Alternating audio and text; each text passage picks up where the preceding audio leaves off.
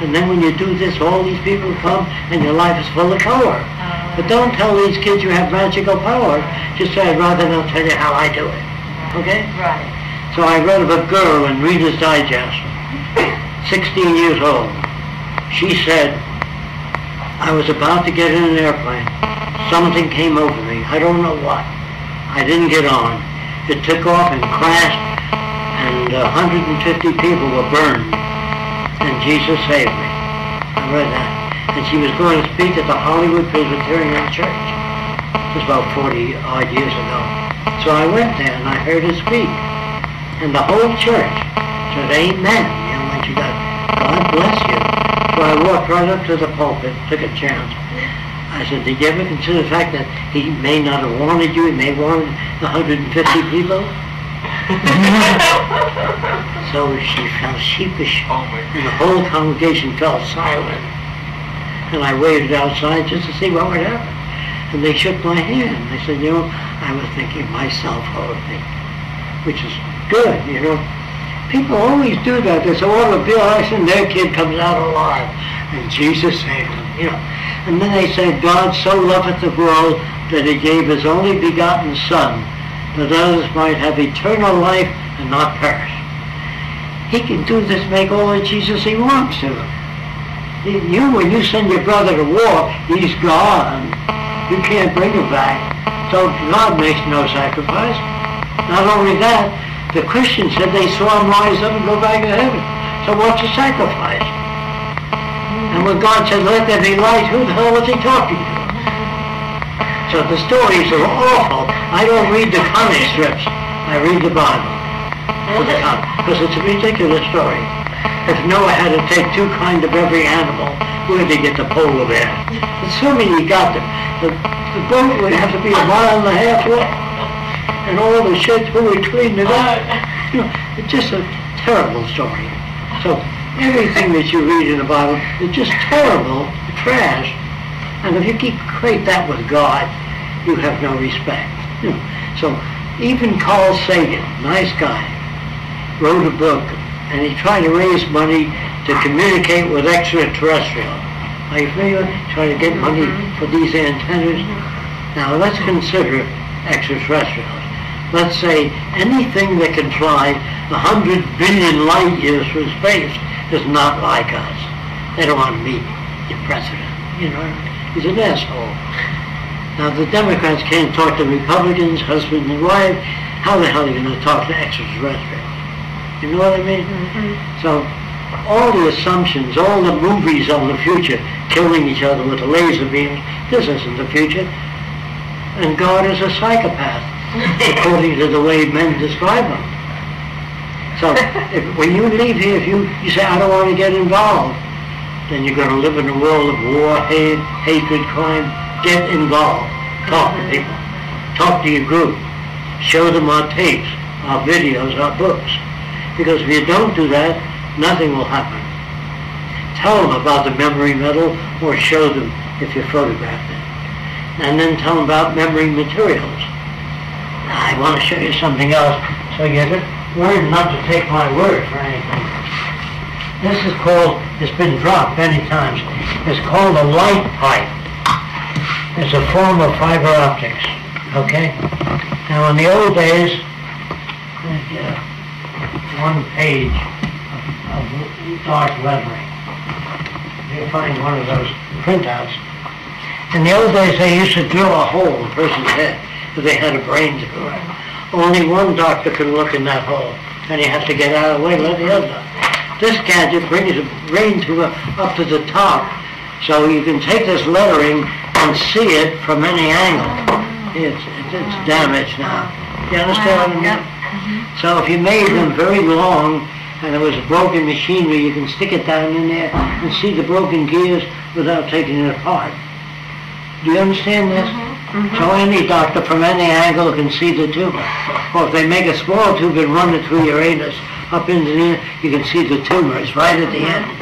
So that the other guy doesn't have to look in it. Now, if you take this and run it in the building, 10 of these, up to the top, and concentrate the sunlight in it, you have bright light on your sewing machine, before full sunset, the electric companies will hate you.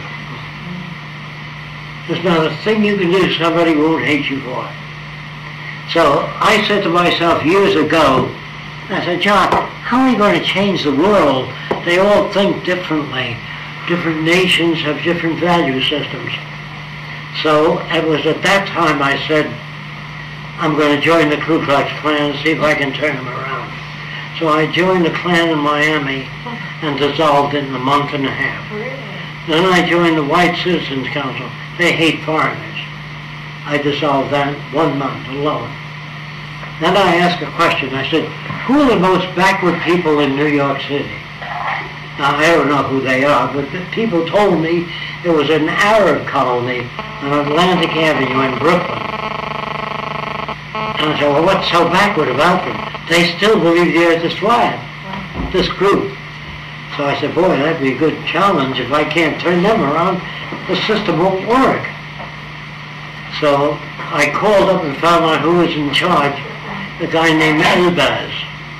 So I called once and said, Elbaz, I'd like to see you. He says, you are Arab? That's the way he spoke. I said, means yes in Arabic. I speak a little bit of many languages. I'm not Arab. So he said, come and saw me, when he found out that I was Arab. So I said to him, you believe the world is flat? He said, yes. You believe you're round? I said, yes. That means it can't be. You know what I mean? Mm-hmm. He felt sorry for me. So I pointed to his head, and he said, if the world is round, man fall me down. Here. All the water, he fall me down from the world. He was using the best logic he had. He never knew anything else. So I figured, well, I got to get to that guy. So I took a balloon, which I brought with me. I expected all this. And I rubbed it with fur. And I put some cornflakes in his hand, or Rice Krispies. I'm not sure where it was long ago. I said, hold your hand away from the balloon. When all the Rice Krispies jumped up to the balloon. Have you ever seen that static electricity? Mm-hmm. Okay. You know what I mean? Okay. So he saw all the cornflakes leave his hand and adhere to the balloon and all around. So his jaw hit the pavement. He said, the world he magnet? I said, So he went into the other room with all the old Arabs and he said, why man he don't fall me down from the head? And he explained it to them. But if you use scientific language, technical, they don't know what the hell you're talking about. Centrifugal force and all that doesn't mean anything. So you have to change your language. Mm-hmm. So when I was about 17 in New York, I went to Juvenile Hall in Hell's Kitchen. You know where that is? Mm-hmm. It's a very high crime rate when I was a kid. I don't know about today. So I went to the social worker and I said, can I watch the way you treat these kids? He said, are you a student of psychology? I said, no. Is your father a psychiatrist? I said, no. I'm sorry.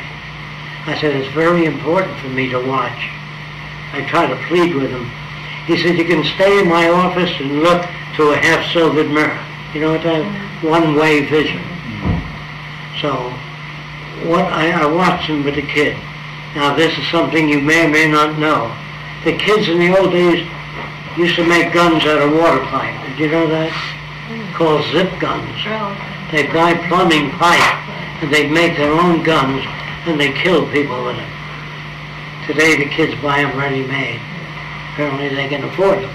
So anyway, the social worker took that gun out of the drawer and this kid was Italian-American. He said, you make that gun? He says, yeah. He says, you realize you take someone's eye out with it, kill a person, wind up in a penitentiary, hurt your mother and dad, and your family and your relatives? I call that moral bullshit. It doesn't get to that kid. That kid grew up, heard that crap all his life. It doesn't mean anything. And the social worker is projecting his values into that kid. I didn't say anything. But in those days we had wire recorders. We didn't have tape recorders. There was a wire, went by a magnetic head. They were $10 a piece, cheap. So I bought a couple of those and I put them outside where the kids were. So when John